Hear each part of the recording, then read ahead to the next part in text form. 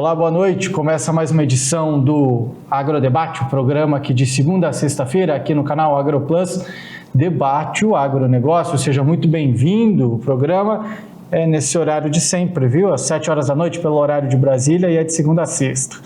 Sempre debates importantes para você da porteira para dentro ou da porteira para fora. O assunto de hoje está muito importante para quem aí é da porteira para dentro, viu? Principalmente para quem tem áreas de reserva legal dentro da sua propriedade, porque o assunto de hoje são os percentuais de reserva legal dentro das propriedades, principalmente quando se trata de biomas Amazônia e Cerrado, já que depois do novo Código Florestal, lá de 2012, tem muito produtor com dúvida, né? Quanto que eu tenho que manter preservado?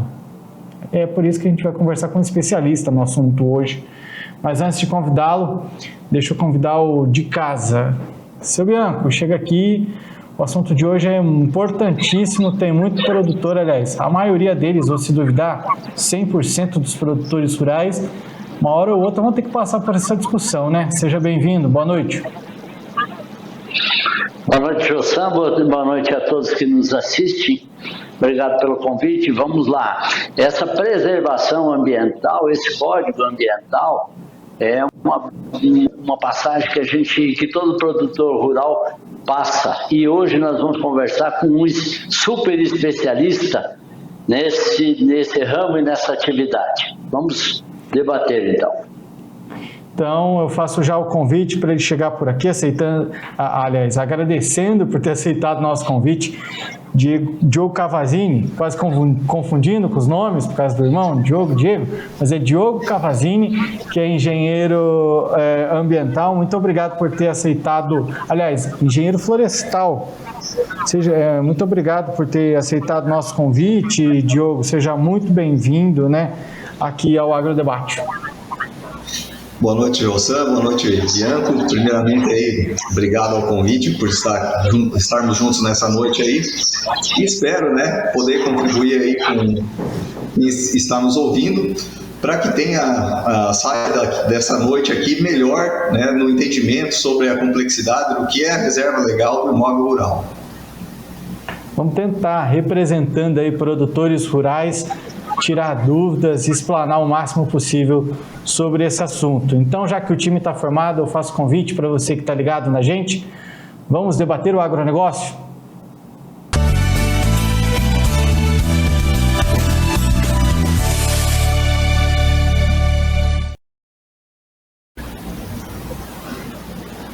Diogo, já começo fazendo uma primeira pergunta sobre esses percentuais de reserva legal. Daqui a pouco a gente vai entrar um pouco mais nessa parte de Cerrado, Amazônia, os biomas, que eu acho que tem muito produtor que tem dúvida, o quanto que eu tenho que manter preservado dentro da minha propriedade, principalmente na região onde você atua, no estado de Mato Grosso, que é uma região de divisa, ali de bioma. Eu acho que fica aí uma dúvida para o produtor rural.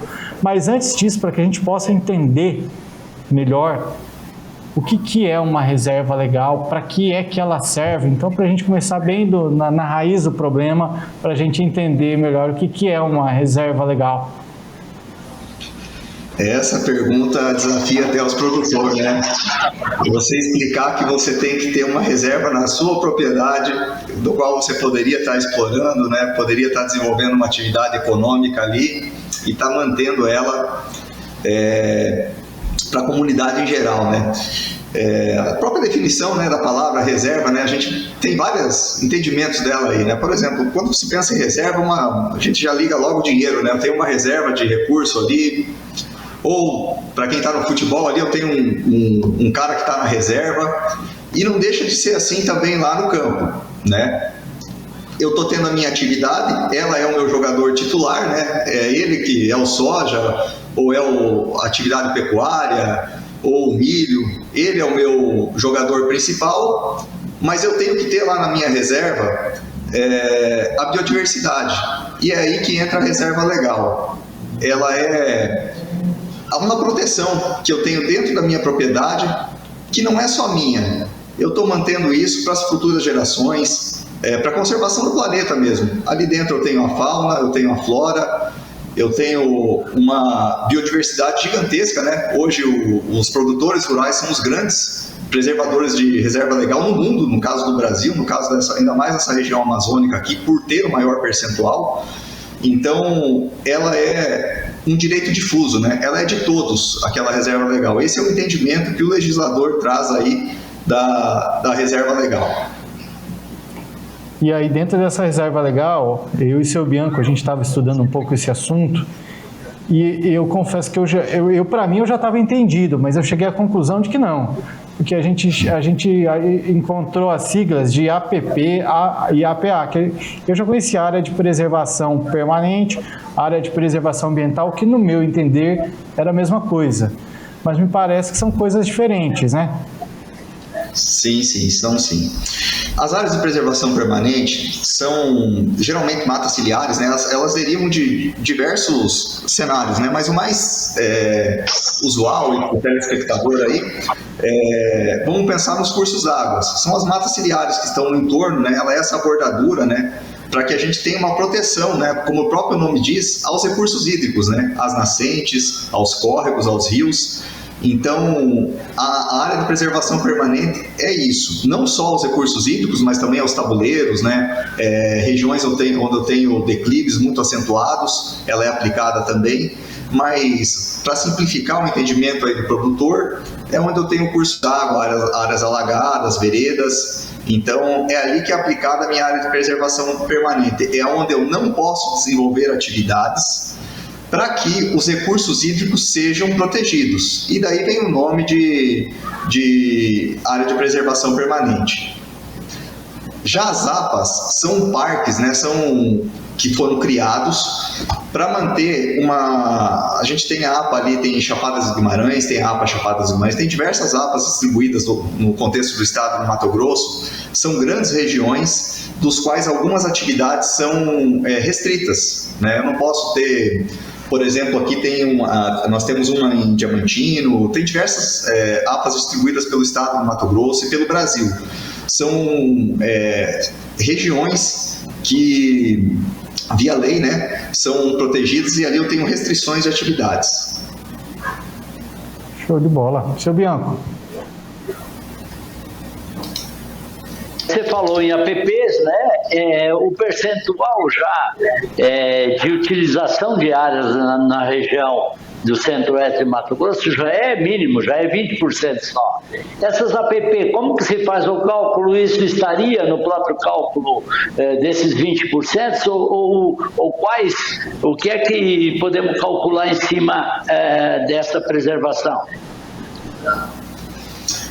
As áreas de preservação permanente, o computo delas, na verdade, vamos pôr para a floresta. A floresta, as áreas de preservação permanente, elas já são computadas juntas, né? Então, se eu tenho lá 80%, vamos pôr na situação da Amazônia, que é 80% de reserva legal, a área de preservação permanente está computada lá dentro.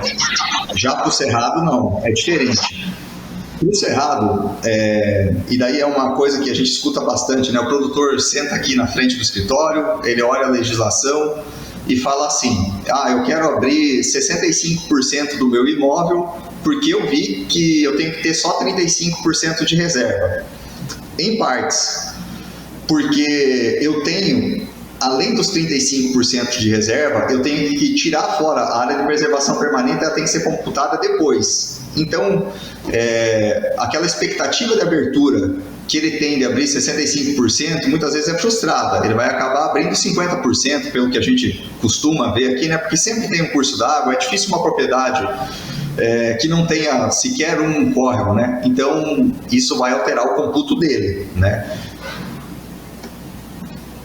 Diogo, quando se fala de percentual de reserva legal, eu me lembro que nós já conversamos por aqui com a Rebeca Youssef, que ela é advogada, especialista nessa área, e nós falamos sobre áreas desmatadas. E nesse sentido, quando você tem uma área desmatada, você desmatou legalmente ou ilegalmente, sem entrar nos méritos da legislação aí, Mas como é possível atingir, se é possível atingir um percentual de reserva legal, mesmo que eu tenha desmatado? Se eu desmatei, essa área desmatada, ela contabiliza, ela vai voltar para o cálculo se eu reflorestar ela, permanecer que ela cresça de volta? Como é que funciona essa área que foi desmatada? E se faz alguma diferença ou não antes e depois do novo Código Florestal? Faz toda a diferença, né? Vamos pensar aqui num produtor que tenha 1.000 hectares de terra e ele tenha desmatado 100% do imóvel dele. Ele foi lá, ele está em floresta, né? Ele está, digamos, vamos pôr aqui numa região amazônica, ele foi lá e desmatou 100% do imóvel dele, os 1.000 hectares. Ele não tinha nada de água lá, então ele pegou aquele talhão de 1.000 hectares e desmatou. Ele não está anistiado. Ele vai ter que ter 80% de reserva legal no imóvel dele. E é agora que começa a diferença. Se ele desmatou antes do marco temporal, que é 22 de julho de 2008, ele vai ter o benefício de comprar reservas em parques, unidades de conservação, ou em áreas de terceiros, ou cotas de reserva florestal. Enfim, existe uma infinidade de maneiras de resolver isso. Ele pode comprar esses outros 800 hectares que faltam para ele, né, para ele ter os 80% de reserva, em outro lugar e de várias formas. Então, ele é tratado desta forma. Agora, se ele desmatou depois de 22 de julho de 2008, é vedado. Aí não tem jeito. A única maneira dele atingir o percentual de reserva legal num cenário desse seria adquirindo área anexa à propriedade dele, né, porque daí ele ampliaria a propriedade, ou reflorestando 800 hectares. Olha com a distinção que é, a importância que é o novo código, né, de ter estabelecido o marco temporal. Então hoje, vamos pôr assim, a vida do produtor rural que converte áreas ilegalmente depois de 22 de julho de 2008, ela é muito dura, né? A sanção é muito forte, né? Esse é o primeiro efeito, já começa na dificuldade de poder regularizar esse passivo e vai se agravando cada vez mais, né? Por exemplo, ele vai sendo inscrito em moratória, lista da BIOV, né? Tem detecção, fiscalização, embargo, ação civil pública. Então ele entra num cenário desastroso, né? Eu já vi muito disso no passado, né? Existia um senso comum do produtor rural falar o seguinte: não, vamos desmatar, isso aí nunca deu em nada. E hoje a gente está vendo que não, que o código tem sido aplicado, muitos processos, a região amazônica aí, em especial o Pará, agora ele é uma infinidade de processos, e o pior ainda, incidindo sobre unidades de conservação, muitas vezes, áreas que deveriam estar conservadas, flonas, é um desastre. Seu Bianco. Diogo, você falou também da moratória, e eu queria também, para a gente entrar nesse tema da moratória da soja, mas antes eu queria fazer um exemplo nessa carona que você deu aí do futebol, que você tem um reserva, né? A hora que o teu time está meio ruim, você coloca o reserva. Mas a reserva florestal, eu nunca posso me beneficiar dela.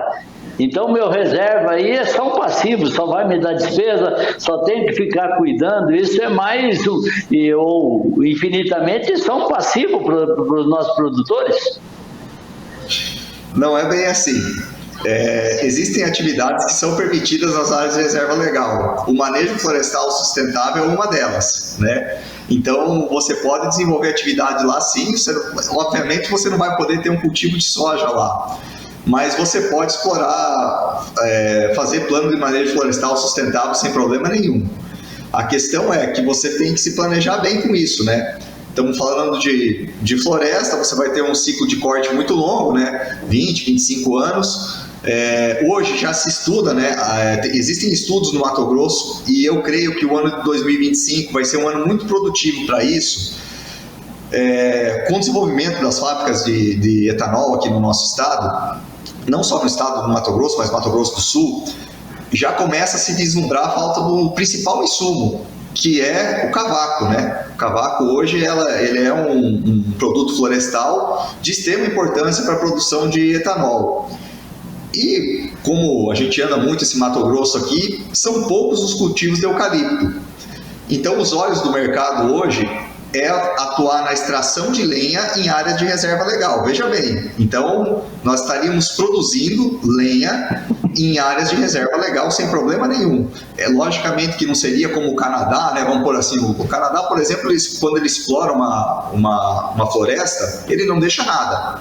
Ele explora 100% do que está ali.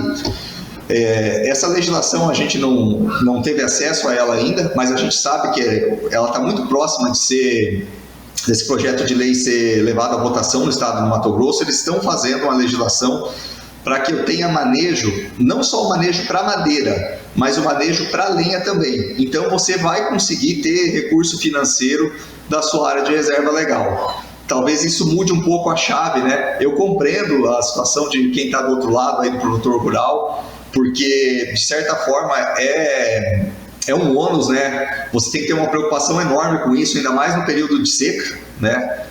Tivemos um período de seca muito prolongado esse ano. Muitos produtores foram objeto de incêndio florestal. Na nossa região aqui, creio que em grande parte não eram propositais, eram de fato mesmo incêndios incontroláveis, e isso acaba fazendo com que o produtor assuma um compromisso que nem o Estado consegue resolver. A gente percebeu aí o Pantanal, né? Esses últimos incêndios que ocorreram no Pantanal, mesmo com toda a mobilização do Estado, da SEMA, até a União colaborando com o IBAMA, não conseguia controlar o fogo no Pantanal. Quem dirá o produtor rural ou o microprodutor rural que mal e mal tem um tratorzinho com uma grade? É impossível, né? O incêndio florestal, a gente já viu na Grécia, devastando cidades inteiras, né? Já viu no mundo inteiro isso, na própria Austrália. É complicado você combater incêndio florestal. Diogo, você falou muito bem aí do manejo de madeira, né? O manejo florestal de madeira para corte de madeira. Simplesmente para o povo de casa nos entender melhor, quando se faz um projeto de manejo de madeira, os técnicos passam em média em todas as toras que são possíveis para corte de madeira, medem tanto o tamanho dela, a sua bitola, que é a largura dela, quanto o comprimento. Lógico que fazem um cálculo aproximado.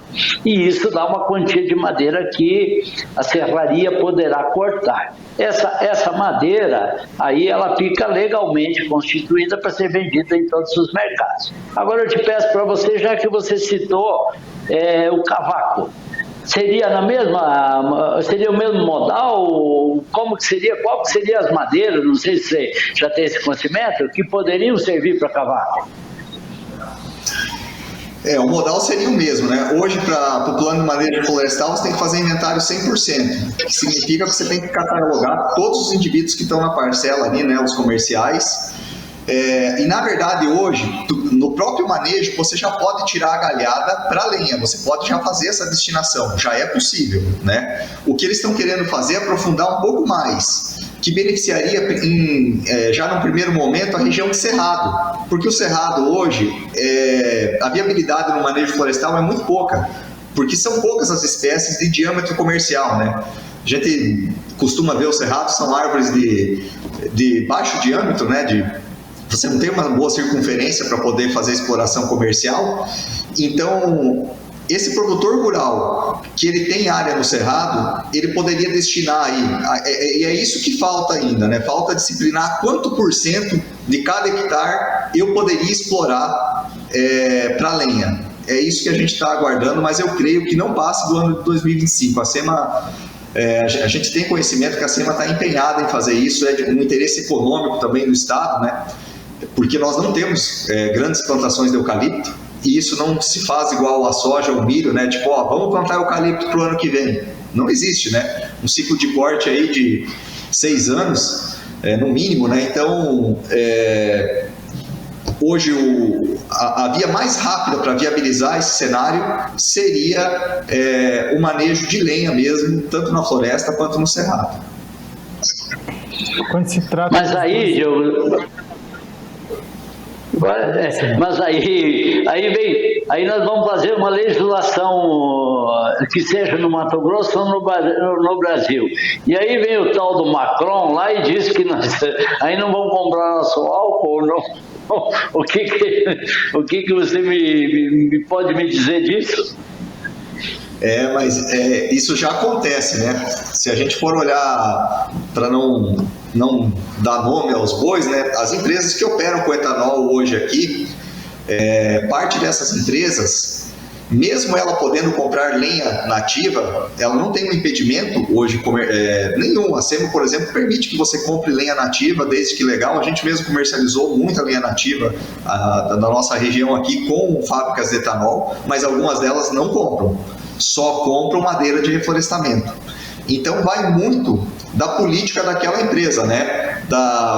Do ESG que ela adota, né? Algumas tem que captam um recurso no exterior, né?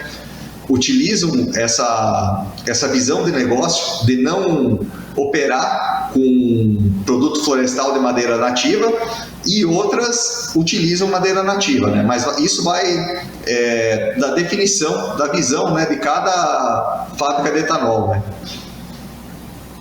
Agora, Diogo, uma pergunta que eu acredito que vale ouro, né? Porque principalmente para as propriedades que tem dentro, né, da sua área, 2 biomas, como é o exemplo de Amazônia e Cerrado, como é que é feito o cálculo para saber o quanto que esse produtor ele tem que ter de reserva legal dentro da propriedade dele?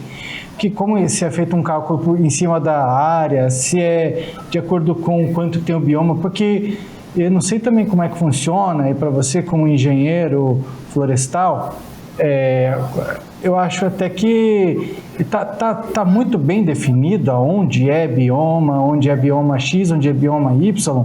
Como é que é feita essa análise e como que o produtor rural, que eu acredito que é uma pergunta aí que é feita muito, já que isso pode impactar muito nos negócios, né? Impacta em tudo, né? Porque o bioma não é só uma situação de definição que é floresta ou que é cerrado, né? Até as linhas de crédito, né, das instituições financeiras, é uma linha para quem está no bioma amazônico e outra linha para quem está fora. Dentro desse tema tem uma situação que gera bastante confusão dentro da cabeça do produtor, que é a situação da fitofisionomia da floresta dele lá, ou do cerrado dele, e do bioma. O bioma, o Radan pegou e mapeou o que seria o bioma amazônico, mas dentro do bioma amazônico existe cerrado, né? Vamos dar um exemplo aí: Porto dos Gaúchos, Juara, são municípios que estão em bioma amazônico, mas lá dentro eu tenho cerrado, né? Então não é porque está no bioma amazônico que eu tenho necessariamente uma floresta. Eu posso ter cerrado dentro do bioma amazônico, tá? Esse é o primeiro ponto dessa discussão, né? Mas hoje, para a gente, para o produtor rural que está acompanhando aí, eu quero saber, Diogo, mas vamos para a prática aí, qual que é o meu percentual de reserva legal? Primeiro quesito, né? A gente até fez um gráfico aí, um arquivo gráfico para ilustrar bem essa situação. Paulo vai colocar aí para nós, por gentileza, Paulo. Enquanto isso, você pode ir falando, Diogo. Aí. Perfeito. Bom, a gente não quis fazer algo bem sintetizado aí. A primeira coisa é saber se o imóvel dele é acima ou abaixo de 4 módulos, tá?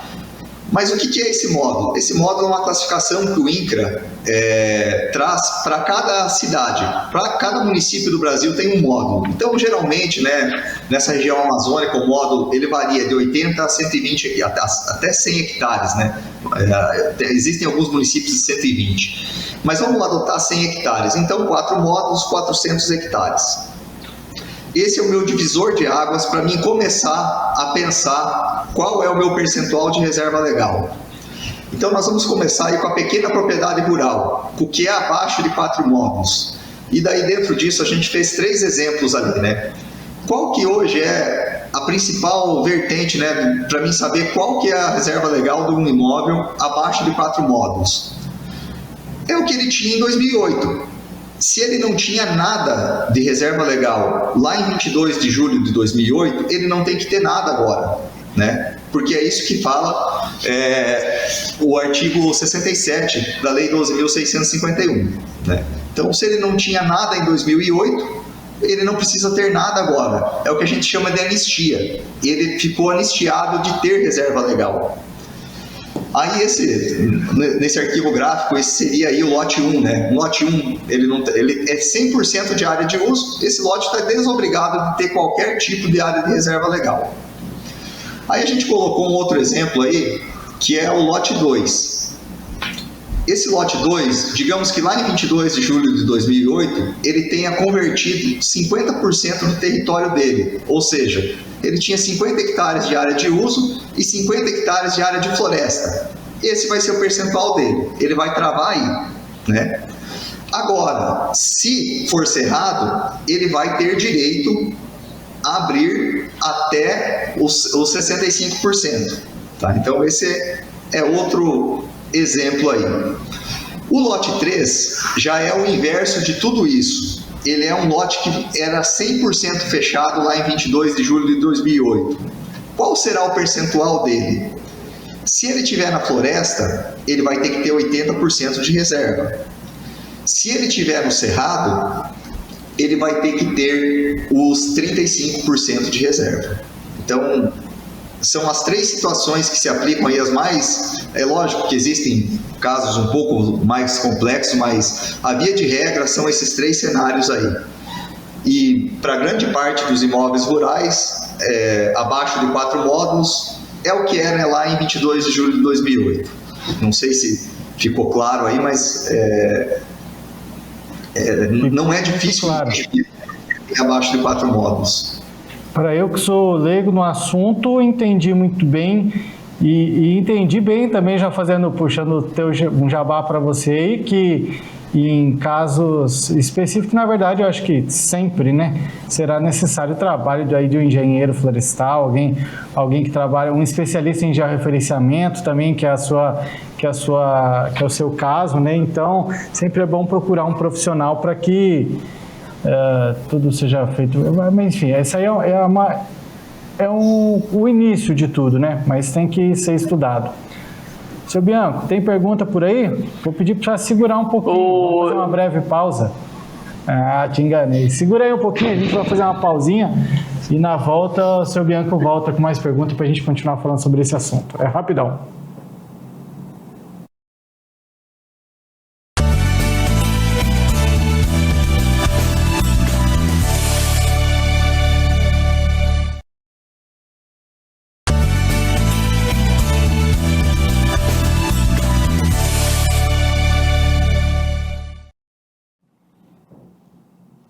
O Agrodebate está de volta, muito obrigado pela sua companhia ligado no canal AgroPlus.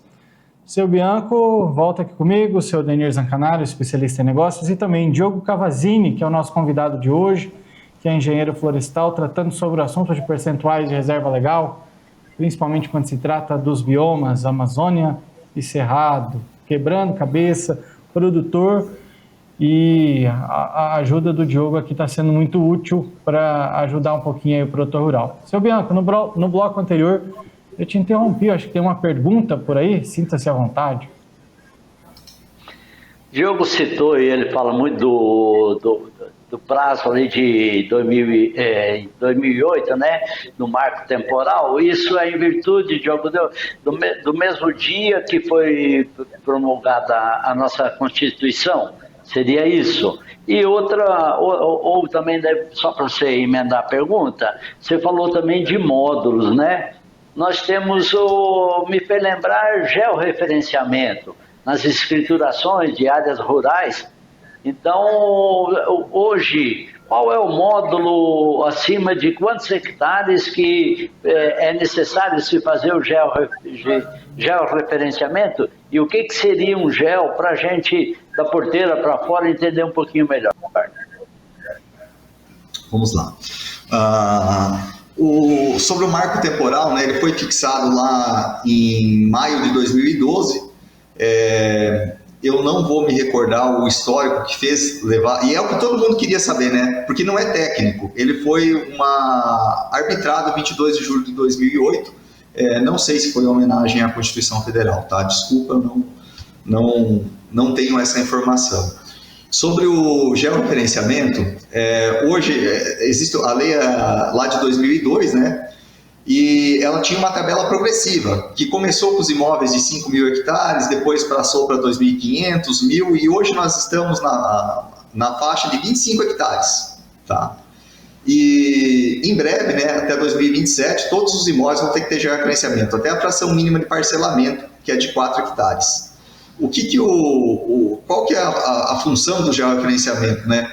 Primeiro, é um mecanismo que o Estado acaba forçando, né, o produtor, porque ele quer ter controle sobre o registro imobiliário, né? Ele quer saber onde é a área do Odenir, onde é a área do Joção, onde é a área de cada um. Então, a ferramenta é o GEO. E por que isso implica e impacta tanto no produtor rural? Porque ele não consegue transferir o domínio, o território dele, ele não consegue transferir a matrícula se ele não tiver um GEO averbado. Ele é obrigado, ele é forçado, é conduzido nessa esteira a fazer o georreferenciamento para que possa transmitir o seu imóvel. E nós já estamos no final do prazo, né? Então, ao longo, né, desde 2010 vem sendo exigido o georreferenciamento, né? A lei começou lá em 2002, depois ela teve algumas alterações do governo Michel Temer, ele prorrogou o prazo, né, que era para ter se encerrado agora em 2002, mas hoje o principal efeito sobre o produtor rural é que se ele não tiver, ele não consegue transmitir o imóvel. Existe também, em virtude de localização, vantagens para esse produtor? Porque no meu tempo antigo se falava muito, você tinha uma escritura daqui, você jogava para Juara, e de Juara jogava para... Quais as vantagens hoje que tem em cima nesse fator georreferenciamento? Pelo fato de não haver georreferenciamento, né, no Mato Grosso no passado, diversas propriedades foram prejudicadas e é uma herança que o registro imobiliário acabou herdando, né? Então hoje a gente corriqueiramente pega documentos aqui que deveriam estar em uma região, estão em outra completamente diferente. E existem provimentos hoje, né, que já permitem que você possa regularizar um título deslocado, mas ele tem que estar dentro do mesmo município, né? Esses deslocamentos que foram movimentados de um município para o outro, é impossível averbar. Não tem como averbar, ele vai ter que voltar para o território de origem, né? O título, na verdade, né, a gente comete um erro de leitura de pensar que o título é deslocado. Não é que o título é deslocado. As matrículas que derivaram daquele título, né, na época, né, era o DTC, né, o Departamento de Terras e Colonização, ele emitia um documento, né, no Estado, entregava esse documento otorgava esse documento para o fulano, esse fulano pegava esse documento, em vez de ocupar aquele território, ocupava outro território com aquele documento. Então não é que o título foi deslocado, a matrícula que o fulano pegou, ele maliciosamente jogou em outro território e gerou uma avalanche de problemas fundiários que hoje estão aí no balcão de todos esses cartórios, não só do Mato Grosso, mas como Pará, Amazônia. É um fato lamentável que aconteceu no registro imobiliário do nosso país, mas que hoje infelizmente tem ferramentas para que a gente possa conseguir contornar em grande parte essas situações aí, né? Tem não só o provimento que trata a disciplina sobre o título deslocado, mas o uso capião administrativo também veio para somar nisso, né? Então, existem ferramentas para se poder regularizar o imóvel hoje.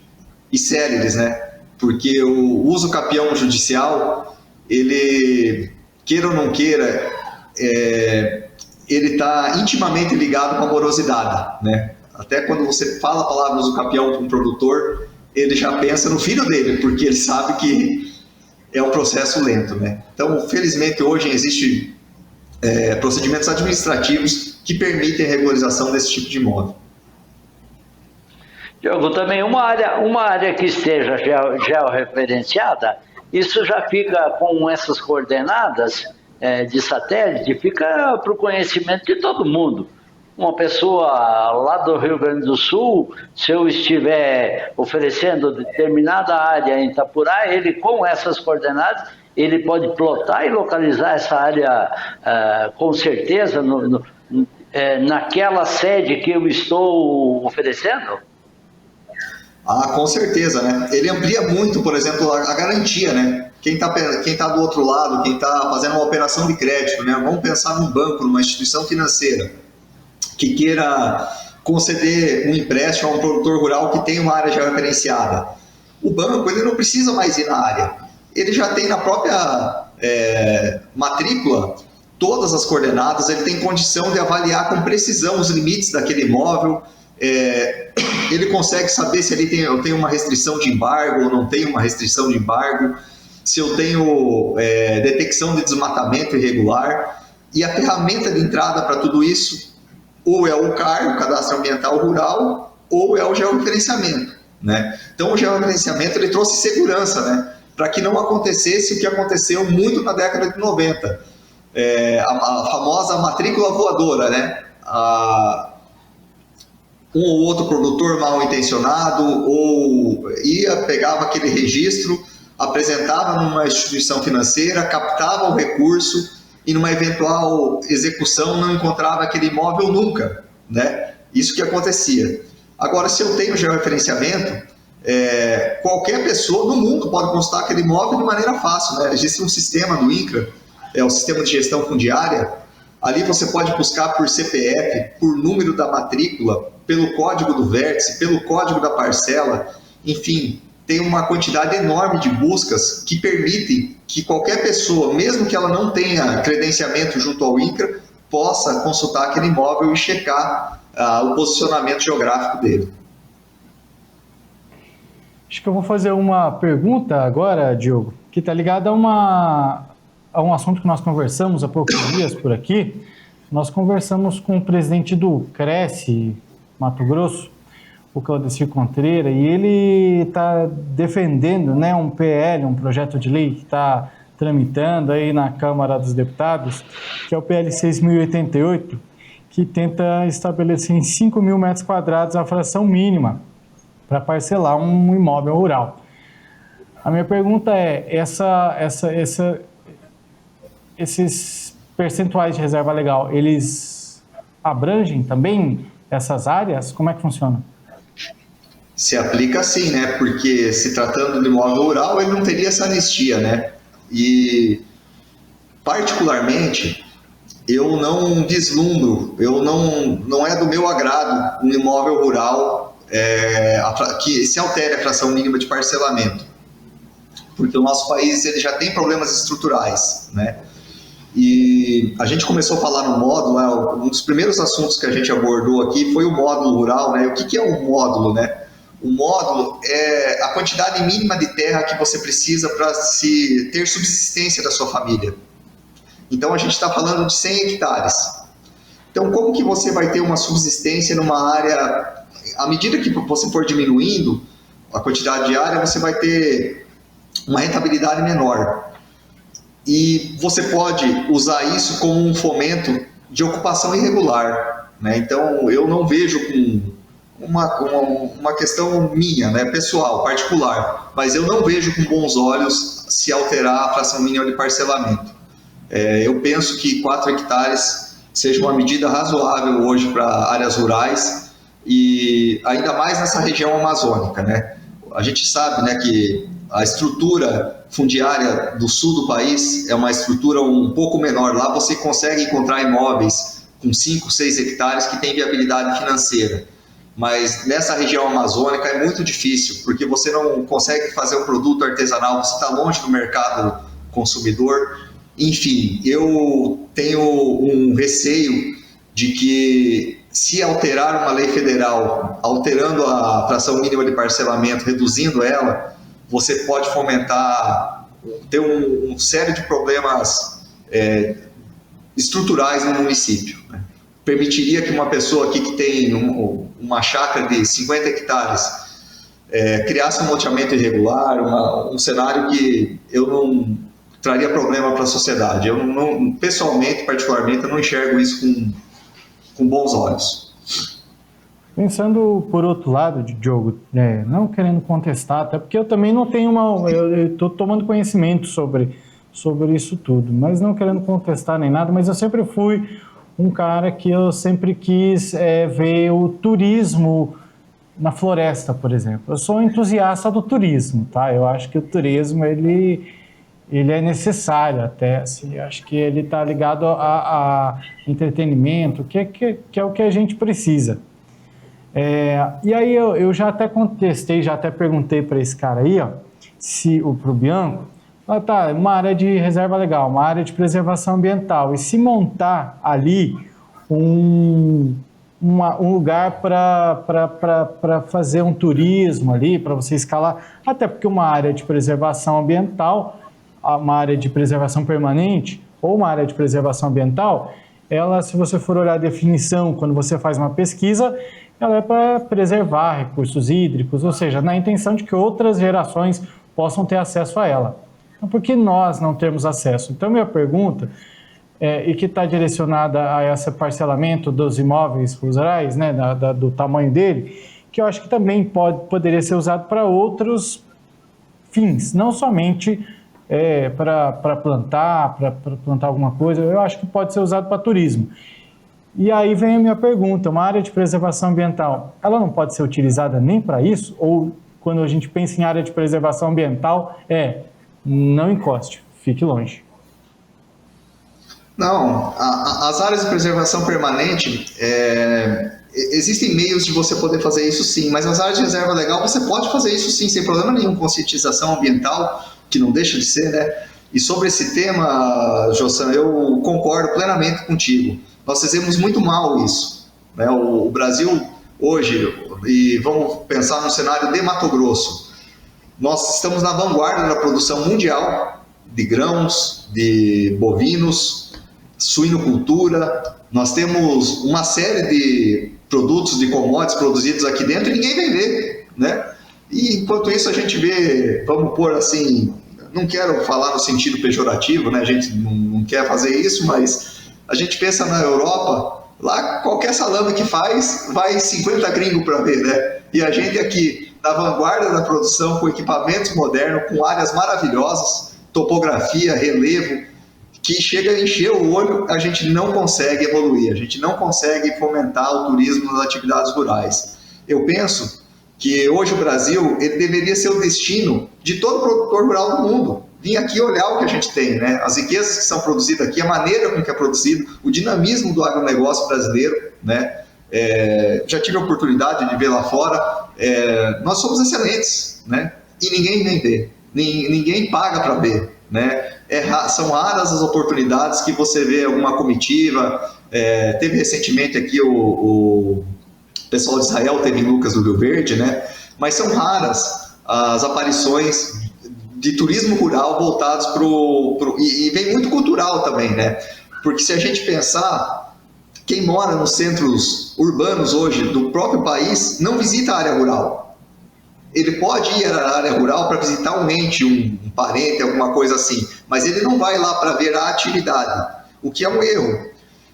Na Europa, né, é comum o europeu ir no final de semana com a sua família para as áreas rurais. Eles têm um costume de sair, né, de vislumbrar esse, até porque e não é só o cenário, porque o nosso cenário é bonito também. É uma questão de hábito, né, de educação, né, a maneira com que se enxerga isso, né, mas a gente explora muito pouco, né. A gente poderia explorar muito mais isso, concordo plenamente. Tem oportunidade para isso.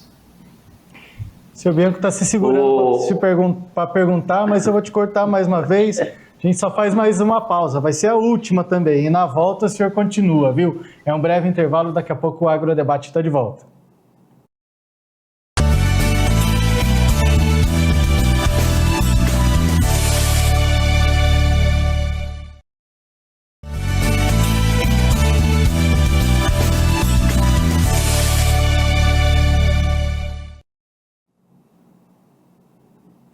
o Agrodebate, o programa que debate o agronegócio de segunda a sexta aqui no canal AgroPlus está de volta. Seu Bianco, especialista em negócios, e o nosso convidado de hoje, Diogo Cavazzini, engenheiro florestal, chegam de volta aqui comigo, muito obrigado. Seu Bianco, eu vou ficar com fama de que eu fico te cortando por aí, hein? É nada, você tem todo esse direito. No bloco anterior, nós estávamos comentando sobre esse sonho seu de turismo, José. Eu queria mais ou menos a opinião também do Diogo, porque a gente sempre comenta que o turismo é excelente para a gente fazer aqui. O que é que nós não temos? Nós não temos logística. O que o Diogo acabou de falar? Na Europa, as pessoas, a família, ela pega o final de semana, o domingo, e vai passear numa fazenda. Nós não temos logística, nós não temos. Vamos pegar que um gringo, um europeu, venha no Brasil. Ele vem no Brasil, ele o avião dele para em Cuiabá. De Cuiabá para ele vir para cá são 5, 6 horas, num asfalto ruim, e ele vai levar um dia para vir, bem dizer, meio dia para vir, meio dia para voltar, para daí ficar aqui quanto? 2, 3 horas andando num cavalo ou vendo essas reservas nossas. Então, quando nós tivermos mais logísticas, aeroportos bem aqui perto, tipo Lucas do Rio Verde, já aeroporto, Sorriso e Sinop já estão tendo. Quando esse pessoal tiver essa facilidade de vir para a nossa região, eu acredito que daí você pode montar seu sonho e fazer esse local de turismo rural para que todas essas pessoas possam desfrutar das belezas que se tem, principalmente no norte do Mato Grosso, né, Diogo? Com certeza. Prejudica bastante, né? E isso que melhorou muito ainda nos últimos anos, né? Ganhamos alguns aeroportos, né? Mas a logística, ela tem... E hoje, né, queira ou não queira, a atratividade do voo no país, ele ainda é prejudicado, né? Ainda é caro voar pelo Brasil, né? A gente bota uma passagem daqui ao outro lado do mundo, é o mesmo preço de você ir daqui ao Nordeste, né? Então isso compromete bastante, né? Vou levando esse custo também, agora eu vou te cortar, José. Esse custo também é um dos fatores também que nos deixa muito prejudicados. Se tivesse um custo, porque todo mundo gosta de apreciar, de ver ou de ter uma comida boa. Agora, ninguém gosta de ser, entre aspas, explorado ou gastar o desnecessário. Então, o dia que nós tivermos essa logística mais aperfeiçoada, com melhores pontos, principalmente de aeroportos, eu acredito muito que o turismo rural no norte do Mato Grosso vai ser um grande negócio. Esperamos que sim, né? Isso aí a gente está falando de uma área específica, mas enfim, o Brasil inteiro nos assistindo e temos várias possibilidades para todo mundo, e esse também não é o foco, viu? Deixa meu sonho de lado e vamos continuar com o nosso papo aqui, ó. Diogo, quando se fala de áreas embargadas, esse é um assunto que também é complicado, né? Depois de um embargo, aí vem a necessidade existe a possibilidade de desembargo, né? E aí, como é que fica daí para frente também? Ela fica com se tratando de... Fazendo uma analogia assim, ela fica com a pontuação baixa. Sim. Uma área embargada hoje é extremamente maléfica para o produtor, né? Ele fica inscrito em ABIOV, responde à ação civil pública junto ao Ministério Público. É um crime que não compensa, né? Definitivamente, o produtor que vem provando desse tipo de desafio, né, de querer ainda converter áreas depois de 22 de julho de 2008, ele é penalizado, não vale a pena há muito tempo isso, ele já fica impedido de comercializar, né? Tanto ele não consegue nem receber semente hoje, né? Os grandes vendedores de semente hoje não comercializam, esse produtor é inscrito na moratória, como a gente já havia discutido isso lá atrás. O embargo é algo que não é simples hoje de você conseguir resolver, porque vamos pensar na ótica do meio ambiente. Você foi lá, fez uma conversão, depois, agora eu resolvi, fui lá e desmatei 5 hectares e fui embargado nesses 5 hectares. O que eu tenho que fazer para desembargar essa área? Eu vou ter que recompor essa área inteira, eu tenho que devolver a floresta para aquela reserva legal, eu tenho que voltar ao estágio de floresta mesmo, de reserva legal. Quanto isso não custa para o produtor? Se a gente pensa que é caro plantar algodão, você plantar hoje floresta é muito mais caro.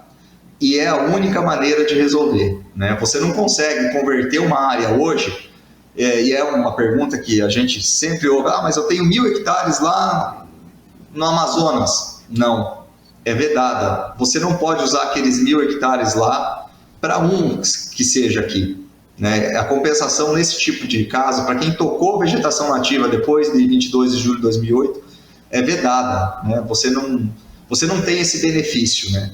Então, você vai responder uma ação civil pública, você vai responder um processo administrativo na SEMA, ou no IBAMA, ou no órgão ambiental do seu estado, vinculado ao CISAMA, e para você poder resolver tudo isso, você vai ter que pagar a multa pelo dano que você cometeu, você vai ter que pagar ao Ministério Público pela ação civil pública e vai ter que recompor ainda a fração que você desmatou. Pensa no problema que você está trazendo para si por causa de uma conversão. E muitas vezes, aquele produtor que ele tem lá 1.000 hectares de área de uso, às vezes se aventura em ir lá e derrubar, a gente já acompanhou isso, eu vou dar uma empurradinha porque o mato avançou sobre a lavoura. Não faça isso. Aquela empurradinha, quem sabe vai comprometer toda a operação de crédito que você tem nos outros 1.000 hectares que são produtivos. Então, hoje a gente tem que cuidar, são muitos sistemas de alerta, de monitoramento contínuo da Amazônia, muito sensor orbital, muito satélite monitorando isso aqui de maneira contínua. É um crime que não vale a pena. Seu Bianco, o tempo está acabando, nós vamos nos encaminhando para finalizar. Beleza, eu simplesmente quero agradecer essa explanação do Diogo, muito esclarecedora. Eu tenho comentado muito, Josana, e vejo muitos amigos meus comentando que esse Diogo é o melhor escritório do Centro-Oeste brasileiro aqui. Então, isso eu gostaria até de falar de público, porque ele sabe, particularmente, sempre comento com ele, mas ele é fantástico. Obrigado, Diogo, e Deus te acompanhe, tá? Eu já ouvi isso aí também, e já emendando para o Diogo fazer as considerações dele, eu vou pedir para a hora que ele estiver falando aí, o Paulo vai colocar mais uma vez, durante o programa foram aparecendo várias vezes aqui o Instagram do seu escritório, mas já se encaminhando a finalizar, agradecendo a tua participação, Diogo, deixando esse espaço final para você fazer teu jabá aí, ó. Não, o meu jabá é só agradecer ao Agrodebate, agradecer ao Bianco, um amigo que eu trago de longa data, o Jossan, aí, pela oportunidade. Nós estamos à disposição aí para dar esclarecimento. Gostaria de dar uma errata aqui, tá? Sobre o prazo do georreferenciamento. Era o mês 11 de 2025, tá? Então agora tudo tem que ter gel, não tem jeito. Vai transferir, tem que ter gel. E alertar, né, que o produtor rural hoje, assim como ele cuida da cultura dele lá, da soja, ele vai 4, 5 vezes por dia olhar a soja, se tem fungo, se não tem fungo, olha o milho, olha a suinocultura, ele tem que começar a olhar para a reserva legal também. Eu sou uma dessas pessoas que acredita que isso um dia vai dar dinheiro, tá? Pode não ser tão rápido quanto a gente pensa, mas eu creio que isso o mercado é dinâmico, tudo muda. Se a gente for lembrar, 10 anos atrás, ninguém queria saber de plantar milho, né? Milho não dá dinheiro. A gente acompanhava aqui o pessoal largando braquiária de cobertura, pensando só na soja. E hoje, o cara ele planta milho até na horta, ele acabou com a horta da fazenda e está plantando milho lá. Então, eu penso que a reserva legal também vai acontecer isso, tá? Irão ter atividades que vão ter viabilidade financeira em áreas de reserva legal, tá, Bianco? Vai acontecer isso, eu torço para que isso aconteça. e vai mudar a dinâmica desse estado. Esse estado é muito bom em produzir riquezas de propriedade rural. É um fenômeno mundial. Essa Amazônia, que ela é tão perseguida, ela é tão execrada aí pela mídia, mas a gente é disciplinado, a gente está aqui estudando as nossas propriedades e vendo a oportunidade de ganho todo dia. Um agradecimento aí a vocês pela oportunidade. Nós é que agradecemos e esperamos ter outra oportunidade contigo aí. Valeu, um abraço a vocês dois, seu Bianco, Diogo, até uma próxima oportunidade. A você ligado no Agrodebate, muito obrigado pela companhia. Amanhã tem mais, não perca, uma boa noite para você e até a próxima.